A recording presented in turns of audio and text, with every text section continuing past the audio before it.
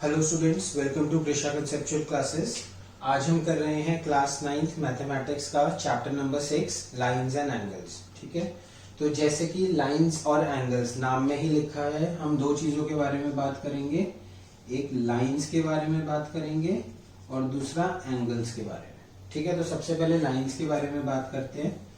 Lines तीन तरह की होती है। सबसे पहली होती है एक लाइन सेगमेंट। ठीक है, लाइन सेगमेंट क्या होती है? एक ये स्ट्रेट लाइन मैंने बनाई और ये स्ट्रेट लाइन यहां पर एंड हो गई, यहां से स्टार्ट हुई और यहां से एंड हो गई। इसको मैंने नाम दे दिया ए बी। ठीक है, तो जो ये एंडिंग लाइन है, मतलब जिसका स्टार्टिंग पॉइंट है और एंडिंग पॉइंट भी है, इस लाइन को हम क्या कहते हैं? Line segment. और इसको हम रिप्रेजेंट कैसे करते हैं? ए बी और उसके ऊपर एक बार। ठीक है, दूसरी चीज क्या होती है? रे। ये सारी चीजें आपने पहले भी पढ़ी हुई हैं, एक जस्ट रिवीजन कर रहे हैं। रे क्या होती है? स्टार्टिंग पॉइंट तो होता है लेकिन एंडिंग पॉइंट नहीं होता, तो हम ये एरो बना देते हैं। एरो का मतलब क्या है? इस डायरेक्शन में कितनी भी आगे जा सकती है। हम ऐसे भी बना सकते हैं, मतलब इस डायरेक्शन में कितनी भी आगे जाए, इनफाइनाइटली लेंथ है इसकी। ठीक है, तो अगर इसको भी नाम में ए बी दे रहा हूं, नाम तो दे ही सकते हैं, एंडिंग पॉइंट नहीं है लेकिन नाम तो दे ही सकते हैं। तो इसको रिप्रेजेंट कैसे करते हैं? ए बी और ऊपर ऐसे एरो, जो लाइन का साइन है वही सेम साइन ऊपर आ जाता है। ठीक है, और तीसरी चीज होती है एक सिंपल लाइन। लाइन होती है अनएंडिंग, इसका कोई स्टार्टिंग पॉइंट नहीं होता और कोई एंडिंग पॉइंट नहीं होता। इस डायरेक्शन में और इस डायरेक्शन में कितनी भी ज्यादा आगे एक्सटेंड कर सकती है। ठीक है, तो इसको हम बोलते हैं लाइन। इसको भी हम रिप्रेजेंट कर रहे हैं सपोज ए बी से, तो इसको लिखते हैं हम ए बी और ऊपर इसी तरह से लाइन। डायरेक्शन जरूरी नहीं है यही होनी चाहिए, लाइन ऐसे भी बना सकते हैं, ऐसे भी बना सकते हैं, ऐसे भी बना सकते हैं। तो बेसिकली चीज क्या है? दो एरोज लगाने हैं आपको दोनों तरफ। ठीक है, अभी तो हम इसको इस तरह से लिख रहे हैं, ए बी के ऊपर स्ट्रेट लाइन, लाइन सेगमेंट हो गई, ये रे हो गई, ये लाइन हो गई। लेकिन जब हम क्वेश्चंस करते हैं, एग्जांपल्स करते हैं, तो हमें इन तीनों को हम ऐसे ही रिप्रेजेंट करते हैं, सिंपल ए बी से। हम कोई उसके ऊपर लाइन सेगमेंट, रे या लाइन का निशान नहीं डालते। अगर सिंपल ए बी लिखा हुआ है तो उसको भी हम लाइन कहेंगे। ठीक है, लाइन सेगमेंट, रे, ये अलग अलग वर्ड्स हम यूज नहीं करेंगे जब क्वेश्चंस करेंगे। ये सिर्फ आपकी नॉलेज के लिए है, इस पे fill in the blanks true false आ जाता है। ठीक है, और जनरली आपने ये भी देखा होगा कि हम इस पूरी, एक मैंने ये लाइन बना दी और हम इस पूरी लाइन को एक सिंपल एल वर्ड से भी सिग्निफिकेंस कर रहे हैं। ठीक है, तो नेमिंग ऑफ द लाइन में ऐसा जरूरी नहीं है कि दो ही लेटर्स हमें यूज करने हैं। Only L, only M, only small A, ये सब चीजें भी हम यूज करके एक लाइन को रिप्रेजेंट कर सकते हैं। ठीक है, अब नेक्स्ट चीज क्या है? नेक्स्ट चीज है points. Collinear and non collinear क्या होते हैं ये पता ही होगा सबको। तीन या उससे ज्यादा पॉइंट्स अगर स्ट्रेट लाइन में है तो उन पॉइंट्स को हम क्या कहते हैं? Collinear points. जैसे कि अगर मैं ये कहूं, एक पॉइंट ये है, एक ये है और एक ये है, इनको मैंने ज्वाइन किया तो ये एक स्ट्रेट लाइन बन गई। तो ये तीनों पॉइंट्स क्या होंगे? ये तीनों पॉइंट्स कोलिनियर पॉइंट्स होंगे, या तीन से ज्यादा भी हो सकते हैं। दो पॉइंट्स तो ऑब्वियसली हमेशा स्ट्रेट लाइन में होंगे। आप दो पॉइंट्स कैसे भी बना दीजिए, ये हमेशा स्ट्रेट लाइन में होंगे। तो दो पॉइंट्स की बात नहीं करते, मिनिमम 3 पॉइंट्स होने चाहिए। नॉन कोलिनियर कौन से हुए? जो स्ट्रेट लाइन में लाई नहीं करते। क्या ये स्ट्रेट लाइन में लाई कर रहे हैं? नहीं कर रहे, ऐसे बन रहा है लाइंस, दो लाइंस बन रही है इंस्टेड ऑफ वन लाइन, है ना। तो these points are called non collinear points. ठीक है, यहां तक समझ आ गया। अब हम बात करेंगे एंगल्स के बारे में। लाइंस हमने पढ़ ली, एंगल्स। एंगल सबसे पहले बनता कैसे है? अगर हम एंगल को डिफाइन करना चाहें तो कैसे डिफाइन करेंगे? Two rays having same end point makes an angle.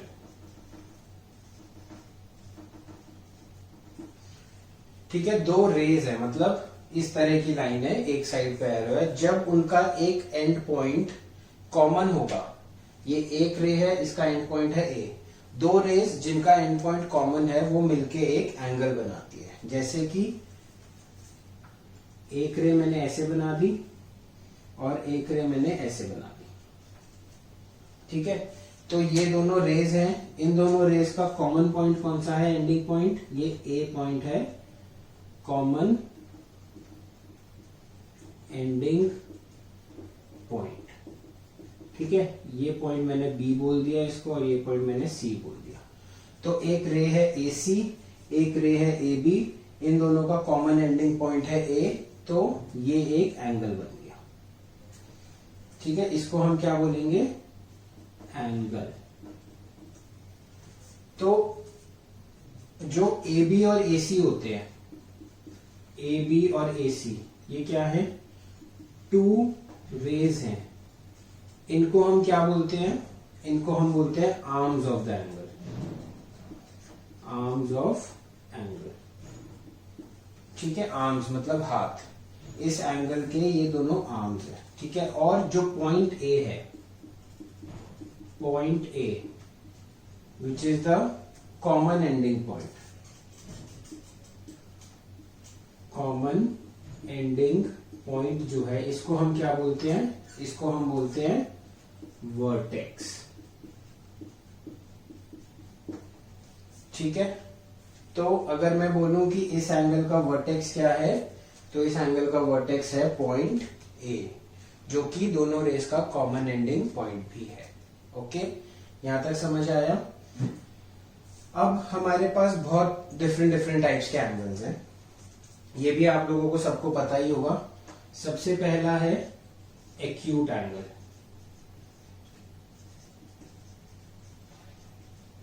Acute angle क्या होता है, जहां पर ये एंगल जो है वो लाई करता है greater than 0 degree and less than 90 degree. अगर मैं इसको x नाम दे देता हूं, इस एंगल को x नाम दे दिया मैंने, तो angle should be greater than 0 degree and less than 90 degree.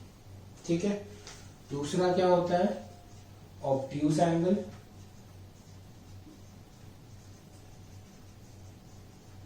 Obtuse angle क्या होते हैं, जहां पर जो एंगल होता है आपका that is greater than 90 degree but less than 180 degree.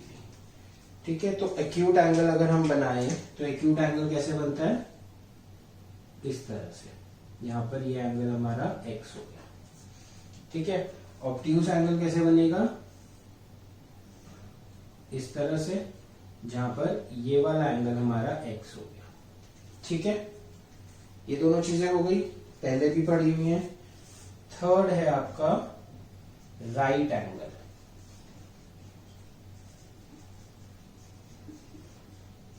Right angle क्या होता है, जहां पर एंगल जो x है that is equals to 90 degree, मतलब जो दो रेज हैं वो आपस में एक दूसरे के परपेंडिकुलर है, इस तरह से, और इसको हम रिप्रेजेंट करते हैं ऐसे रेक्टेंगल बना के। ठीक है, तो ये हो गया 90 डिग्री, ये हो गया आपका ऑब्ट्यूस और ये हो गया आपका अक्यूट। इसके अलावा और कौन से एंगल्स होते हैं, जैसे इसके अलावा भी होते हैं स्ट्रेट एंगल।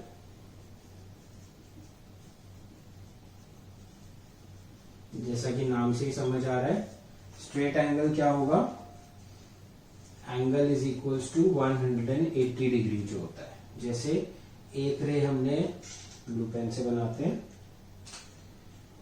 एक रे हमने ये बनाई और एक रे हमने ये बनाई, इनका कॉमन एंडिंग पॉइंट है ये ए, ये पॉइंट है बी, ये पॉइंट है सी। ठीक है, तो ये वाला एंगल जो होता है दिस इज 180 डिग्री और इस एंगल को हम बोलते हैं स्ट्रेट एंगल। ठीक है, और नेक्स्ट टाइप है आपका रिफ्लेक्स एंगल।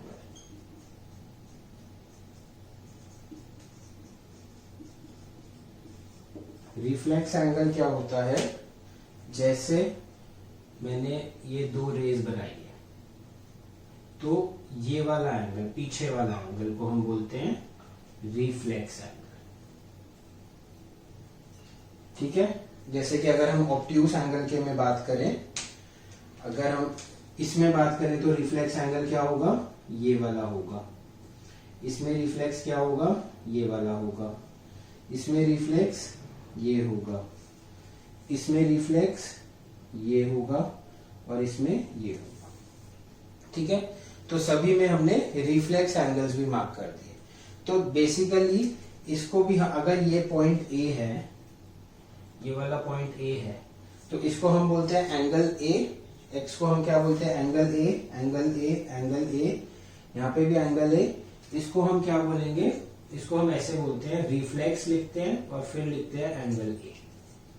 ठीक है, तो रिफ्लेक्स एंगल ए मतलब जो इसका अंदर वाला एंगल है, जो इसका अंदर वाला एंगल है उसके बाहर की तरफ, जो इसका अंदर ए एंगल है उसके बाहर की तरफ का एंगल जो होगा वो हमारा रिफ्लेक्स एंगल हो जाएगा। ठीक है, तो ये तो बात हुई सिंपल एंगल्स की, एक एंगल की।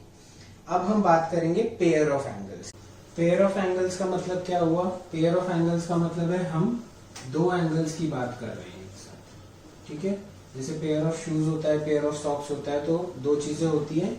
इसी तरह से पेयर ऑफ एंगल्स में हम एक साथ दो एंगल्स के बारे में बात करेंगे। तो सबसे पहले हम बात कर रहे हैं एडजेसेंट एंगल्स की, या एक सेकेंड, एडजेसेंट एंगल से पहले हम बात करते हैं, इजी वाले लेते हैं सबसे पहले, कॉम्प्लीमेंट्री एंगल्स।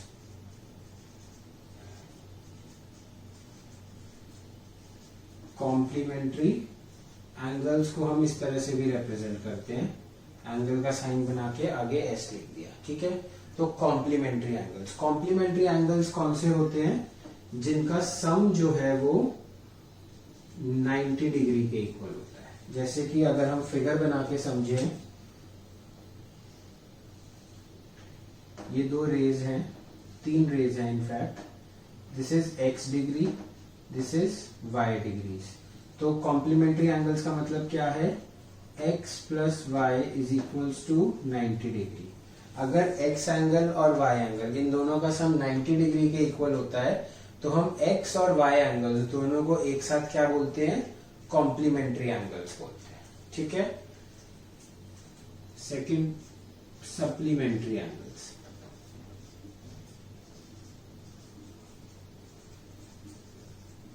सप्लीमेंट्री एंगल्स, इसमें क्या है, sum of two angles is equals to 180 degrees.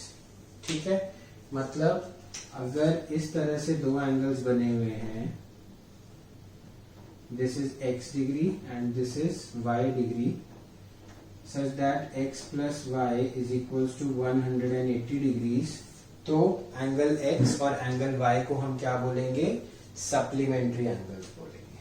ठीक है, थर्ड हम बात करते हैं एंगल बाइसेक्टर की। एंगल बाइसेक्टर, इसमें भी दो एंगल्स इन्वॉल्व होंगे, मतलब x degree is equal to y degree. कहने का क्या मतलब है कि अगर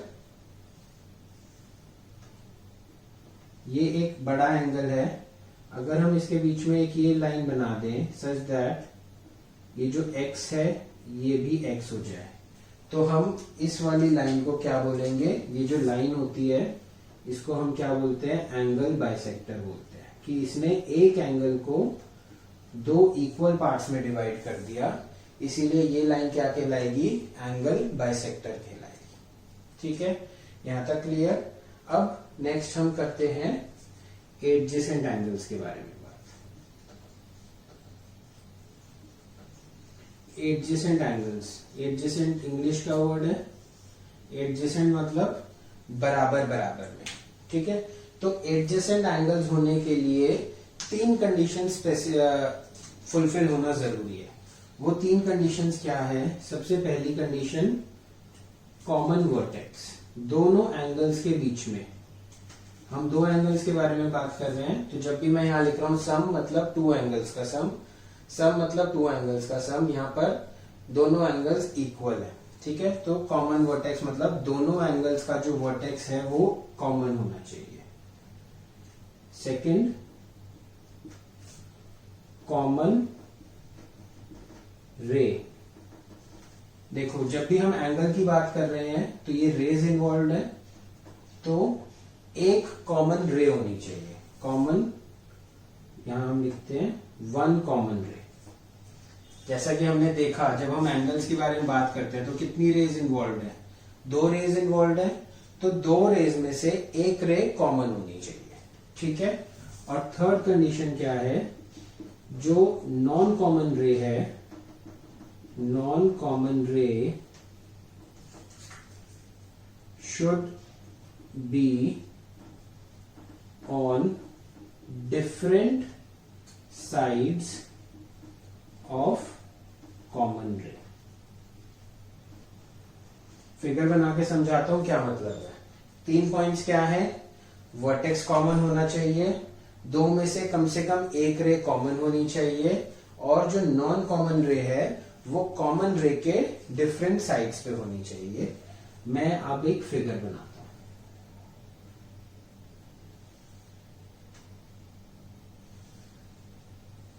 ठीक है, ये फिगर है। अब इस फिगर नेमिंग भी दे देते हैं, चलो, A B C D. This angle is x and this angle is y। ठीक है, तो देखो जब हम x और y एंगल की बात करते हैं, सबसे पहले x एंगल लेते हैं। x एंगल के लिए, x डिग्री के लिए रेज कौन सी है, A B and A D, और वर्टेक्स क्या है, ए है। ठीक है, y डिग्री के लिए रेज कौन सी है, ए डी एंड ए सी, और वर्टेक्स क्या है, ए। तो देखो x डिग्री और y डिग्री दोनों में कॉमन वर्टेक्स तो आ गया, इसका वर्टेक्स भी a है और इसका वर्टेक्स भी a है, तो हमारी पहली कंडीशन सेटिस्फाई हो गई कि कॉमन वर्टेक्स जो है वो a है। ठीक है, दूसरी कंडीशन क्या है, वन कॉमन रे।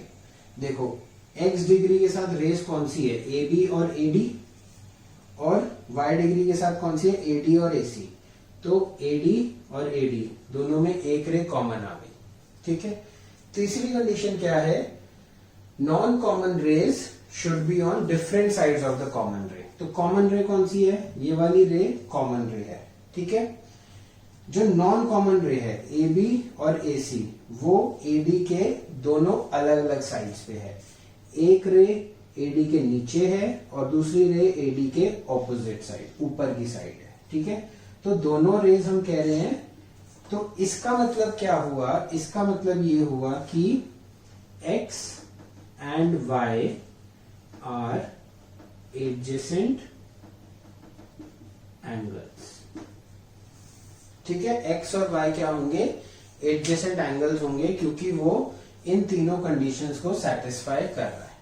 ठीक है, अब मैं एक एग्जांपल और लिखता हूं, उससे आप मैं आपसे पूछूंगा कि कौन से एडजेसेंट एंगल्स इसमें क्या ये एडजेसेंट एंगल्स बन रहे हैं या नहीं बन रहे। ए बी सी डी, मैं अब 2 एंगल्स इसमें मार्क कर रहा हूं। एक तो है एंगल x, ये बड़े वाला एंगल है x डिग्री, और ये छोटे वाला एंगल है y डिग्री। तो क्या ये मैंने पूछा है, क्या ये x और y आपस में एडजेसेंट हैं, तो हम चेक करेंगे। ठीक है, कैसे चेक करेंगे, सबसे पहले x के लिए लिखेंगे वर्टेक्स इज a, और रेस कौन सी है इसकी, वर्टेक्स तो a है और रेस कौन सी है, A B and A C, A B and A C. ठीक है, y के लिए चेक करेंगे तो वर्टेक्स y का भी a है, y एंगल ये बन रहा है, वर्टेक्स a है इसका भी, और रेस कौन सी है, A B and A D, A B and A D. ठीक है, अब हम कंडीशन चेक करते हैं। कॉमन वर्टेक्स, तो हाँ कॉमन वर्टेक्स इसका भी a है और इसका भी a है, तो कॉमन वर्टेक्स तो है, तो कंडीशन नंबर 1 सेटिस्फाई हो गई। वन कॉमन रे मतलब इसमें भी एक रे ए बी आ रही है, इसमें भी एक रे ए बी आ रही है, तो ये कंडीशन भी सेटिस्फाई हो गई। तीसरी कंडीशन क्या है, नॉन कॉमन रे should be on different sides of common ray. तो नॉन कॉमन रे कौन सी है, ए सी एंड ए बी। कॉमन रे कौन सी है, ए बी, तो ए बी कॉमन रे है। ए सी और ए डी क्या ए बी के ऑपोजिट साइड्स पे है, नहीं है। ए सी भी इसके ऊपर है, ए डी भी इसके ऊपर ही साइड पर है, नीचे साइड पर नहीं है। अगर ए सी ऊपर है तो ए डी को नीचे होना चाहिए था। तो ये वाली जो थर्ड कंडीशन है हमारी, थर्ड कंडीशन हमारी फुलफिल नहीं हुई। तो इस केस में हम क्या कहेंगे कि x and y are not adjacent angles. ठीक है, समझ आया अब एडजेसेंट एंगल्स का कॉन्सेप्ट। तीनों चीजें सेटिस्फाई होनी चाहिए। हमने सेकंड पार्ट में देखा कि 3 में से 2 तो सेटिस्फाई हो रही है, तो हमें यहीं पर नहीं रुक जाना है, हमें तीनों कंडीशन सेटिस्फाई करनी है। तीनों का सेटिस्फाई होना बहुत जरूरी है एडजेसेंट एंगल्स में। इस टाइप के क्वेश्चंस एमसीक्यूज में आते हैं, आपको एक फिगर दे दी जाती है, 2 एंगल्स मार्क कर दिए जाते हैं और आपसे पूछा जाता है कि वो एडजेसेंट है या नहीं है। ठीक है, या किस टाइप के एंगल्स है, एडजेसेंट है, कॉम्प्लीमेंट्री है, सप्लीमेंट्री है। तो अगर आपको अच्छे से डेफिनेशन नहीं पता होगी तो आप उसको नहीं समझा पाएंगे, आप आंसर नहीं कर पाएंगे। अभी आपको हो सकता है ये लग रहा हो कि ये सब क्यों पढ़ा रहे हैं, ये तो बहुत आसान चीजें हमें पता है, लेकिन एडजेसेंट एंगल्स में मैक्सिमम बच्चे गलती करते हैं, इसीलिए मैं ये समझा रहा हूँ। ठीक है, तो मैं ये रब कर रहा हूँ। अब हम 5th पार्ट करेंगे एडजेसेंट एंगल्स के बाद, अभी और भी टाइप्स हैं। ठीक है, 4 टाइप्स के देख लिए। 5th है हमारा linear pair of angles. Linear pair, ठीक है। लीनियर पेयर की आप सबको डेफिनेशन क्या पता है कि वो 2 एंगल्स जिनका सम 180 डिग्री होता है वो लीनियर पेयर होते हैं। वो भी हम अभी इसके बाद करेंगे, वो हम एज अ थ्योरम करेंगे अभी। लेकिन जनरली एक लीनियर पेयर ऑफ एंगल्स क्या होते हैं, एडजेसेंट एंगल्स आप लोगों ने समझ लिए। तो adjacent angles if non common arms या raise of adjacent angles make a straight line,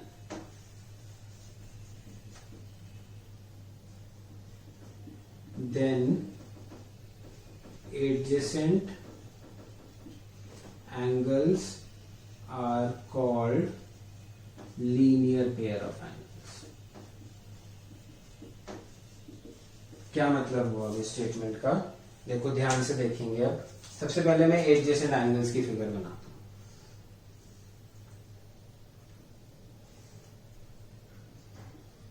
x और ये वाई, ठीक है, ये एडजेसेंट एंगल्स हैं, ए बी सी डी। अब इसमें मैं क्या, इसमें नॉन कॉमन आर्म्स कौन सी है, नॉन कॉमन आर्म्स हैं ए बी एंड ए सी।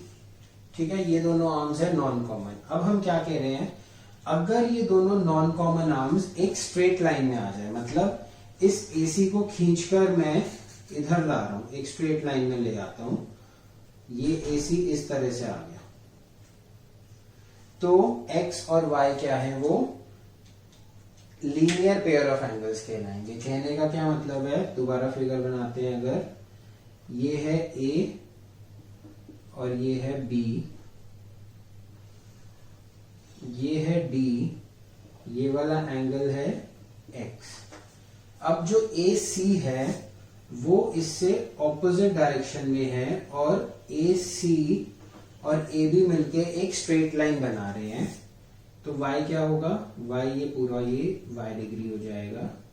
ठीक है, तो हम ऐसे क्या कहेंगे, X and Y are linear pair of angles. ठीक है, तो लीनियर पेयर ऑफ एंगल्स की ये डेफिनेशन होती है।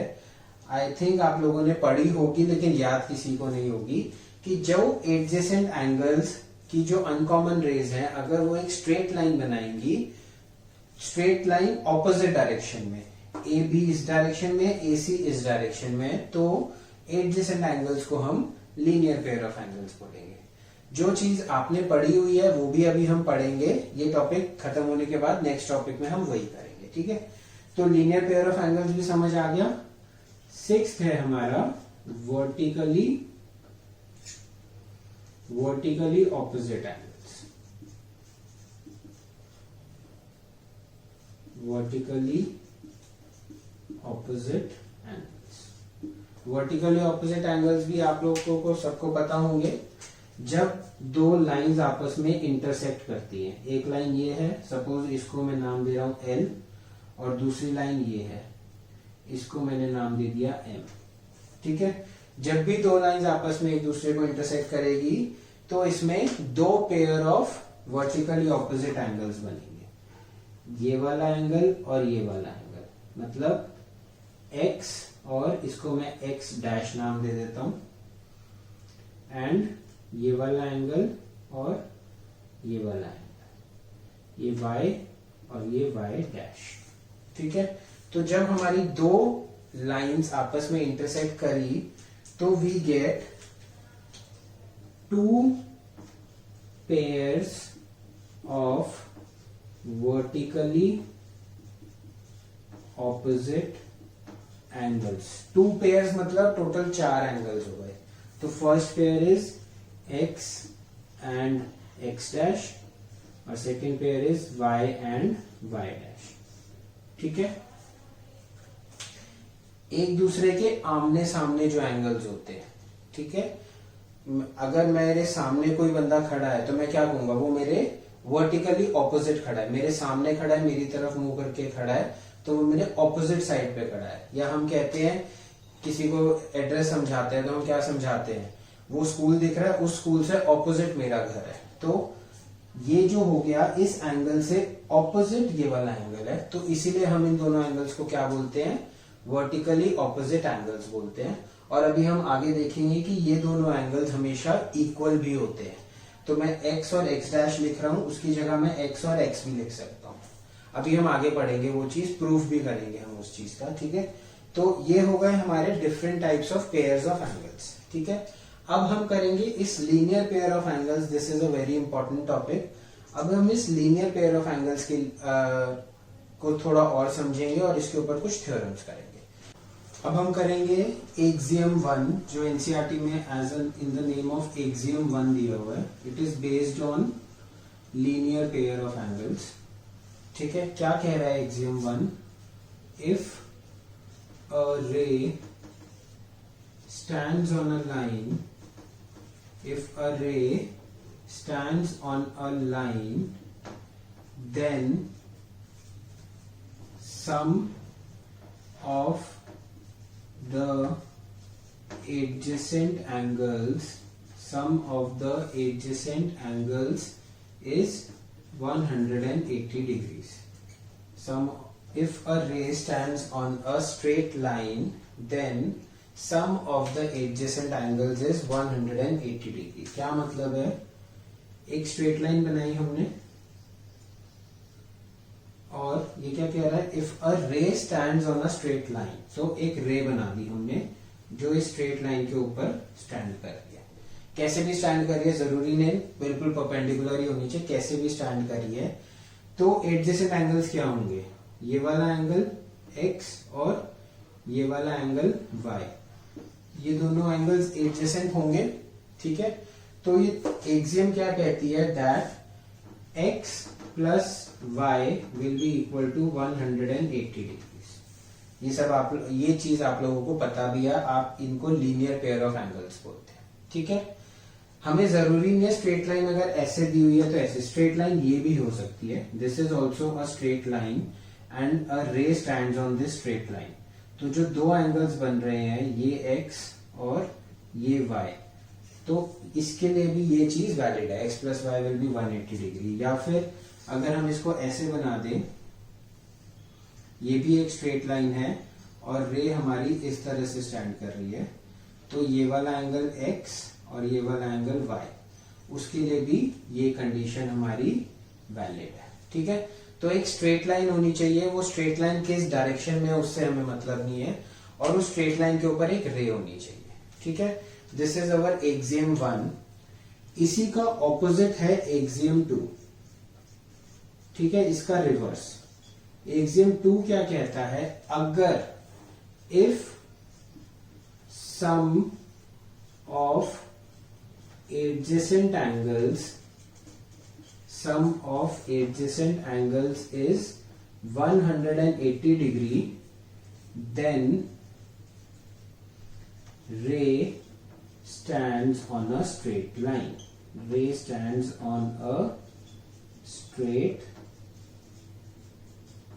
line, या फिर हम इसको क्या बोलेंगे, uncommon आर्म्स रे stands on a straight line. तो इसको हम क्या, या फिर इसको जो हमने पहले पढ़ा था कि जो उनकी अनकॉमन आर्म्स हैं, they form a straight line. ठीक है, तो मतलब यही है जो हमने ऊपर करा। क्या मतलब है, अगर दो एंगल्स एडजेसेंट एंगल्स होने चाहिए जिनका सम 180 डिग्री है, तो जो ये रे है, मतलब रे कौन सी, कॉमन रे,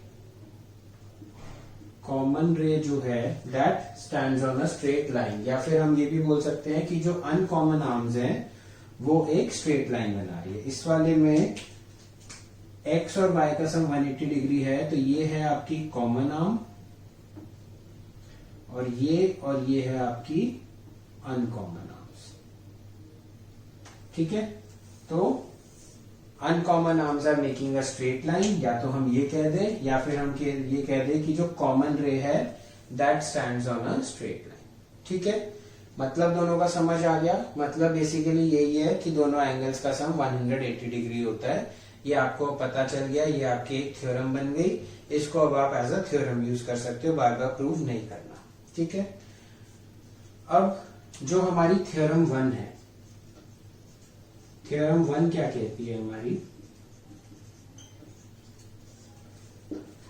if two lines intersect each other, then vertically opposite angles are equal। अभी मैंने बताया था वर्टिकली ऑपोजिट एंगल्स जब कौन से होते हैं, तो अगर दो लाइंस आपस में एक दूसरे को इंटरसेक्ट कर रही हैं, ये एक लाइन है, ये दूसरी लाइन है, तो इसमें जो वर्टिकली ऑपोजिट एंगल्स होंगे वो आपस में इक्वल होंगे। मतलब अगर ये x है तो ये भी x होगा, और अगर ये y है तो ये भी y होगा। x x डैश और y y डैश लिखने की जरूरत नहीं है। ठीक है, ये एक थ्योरम है, और इस थ्योरम को अब हम with the help of this thing, with the help of the linear pair of angles, इसको हम अभी प्रूव भी करेंगे। ठीक है, तो ये चीजें एक्सियम्स और थ्योरम्स आपको याद होनी चाहिए। ये जो लाइन मैंने लिखी है, जो वर्डिंग्स लिखी है, ये याद होनी चाहिए। और जब हम क्वेश्चन सॉल्व करते हैं तो ये लाइंस, ये थ्योरम्स आपको ब्रैकेट में लिखनी पड़ती है। ठीक है, तो इन थ्योरम्स को लिख के 2-3 बारी आप इसको जरूर याद करें, ताकि जब आप क्वेश्चन करें तो ये थ्योरम्स लिख पाए। और ये थ्योरम्स लिखने के मार्क्स होते हैं, ऐसा नहीं है कि हम जबरदस्ती लिखवा रहे हैं, मार्क्स होते हैं। अगर नहीं लिखोगे तो मार्क्स डिडक्ट हो सकते हैं। ठीक है, लेकिन उससे पहले अभी हम थ्योरम 1 की डेरिवेशन करें। यहाँ पे मैंने 2 लाइंस बनाई हैं। ठीक है, और उनके बीच में जो वर्टिकली ऑपोजिट एंगल्स हैं वो मैंने मार्क कर दिए हैं, और they both are meeting at the point O। तो सबसे पहले जो चीज हमें गिवन है वो हम लिखेंगे। हमें गिवन क्या है, जब भी हम कोई चीज प्रूव करते हैं, डेरिवेशन करते हैं, तो सबसे पहला स्टेप होता है गिवन। गिवन क्या है, AB एंड CD। AB और CD क्या है, आर स्ट्रेट लाइंस। ये गिवन है हमें। क्या है, if two lines intersect each other, तो मतलब AB और CD क्या है, लाइंस है, मतलब स्ट्रेट लाइंस है। ठीक है, and O is the point of intersection. ठीक है, अब हमें टू प्रूव क्या है, प्रूव क्या करना है, हमें प्रूव ये करना है कि angle AOD is equal to angle BOC। एक तो ये प्रूव करना है हमें, and angle AOC is equal to angle BOD। एक हमें ये प्रूव करना है। ठीक है, अब हम इसको प्रूव कैसे करेंगे वो देखते हैं।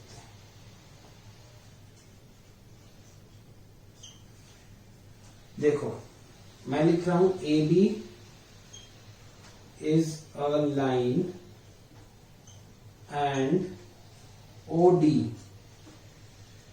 इज अ रे। AB जो है वो एक लाइन है और OD जो है वो एक रे है। AB कौन सी लाइन है, एक स्ट्रेट लाइन है। ठीक है, तो जो हमने एक्सियम पढ़ी थी, if a ray stands on a line, तो therefore angle BOD plus angle AOD is equals to 180 degree. ठीक है, क्यों है ये 180 डिग्री, क्योंकि हमने एक्सियम पढ़ी थी, if a ray stands on a line then sum of adjacent angles is 180 degrees। ये हमने एक्सियम अभी पढ़ी है। ठीक है, तो AB जो है वो स्ट्रेट लाइन है, OD जो है वो रे है, तो ये वाला एंगल और ये वाला एंगल एडजेसेंट एंगल्स हैं, तो इन एडजेसेंट एंगल्स का सम क्या होगा, 180 डिग्री होगा। ठीक है, ऑल्सो देखो CD is a line, CD is a line and CD एक लाइन है एंड OA इज अ रे। CD एक पूरी लाइन है और OA जो है वो एक रे है, तो इसका मतलब क्या हुआ, angle AOD plus angle AOD plus angle AOC is equal to 180 degree, is equal to 180 degree.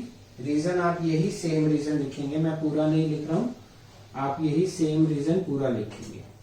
ठीक है, या आप ऐसे लिख दीजिए, चलो सेम रीजन नहीं लिखना, सेम एज अबव। ठीक है, अब देखो ये भी 180 डिग्री है, ये भी 180 डिग्री है। अगर ये दोनों 180 डिग्री के इक्वल हैं, तो ये दोनों आपस में भी इक्वल होंगे। x is equals to y, y is equals to z, तो x is equals to Z.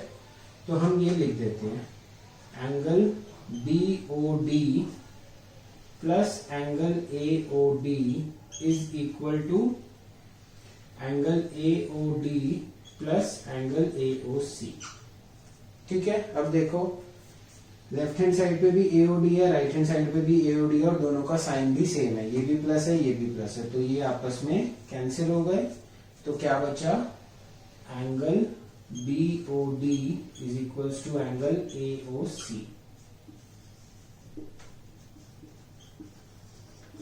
Angle BOD is equals to angle AOC।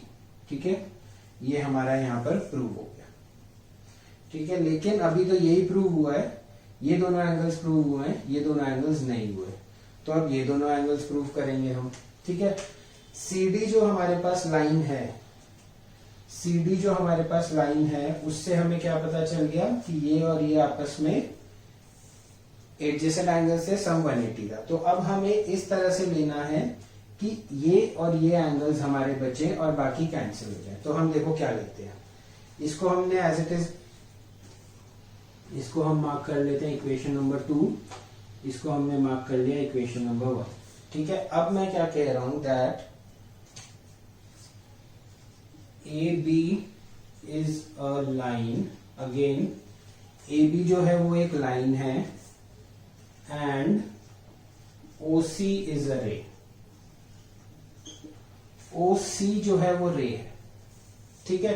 तो इसका मतलब angle A O C, therefore angle A O C plus angle A O C plus angle B O C plus angle B O C will be equal to 180 degree, ठीक है। Reason same as above.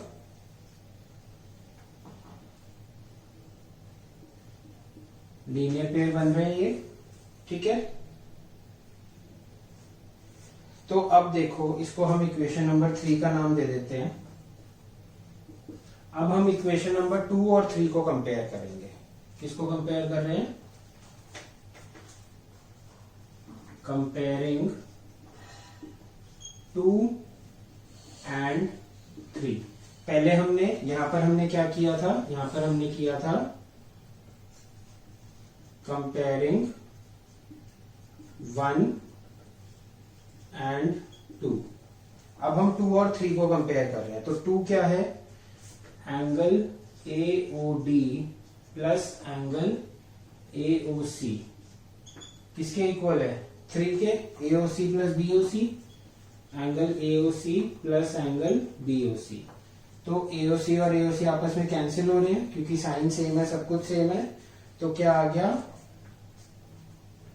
Angle AOD is equal to angle BOC, और यही हमारा second part था।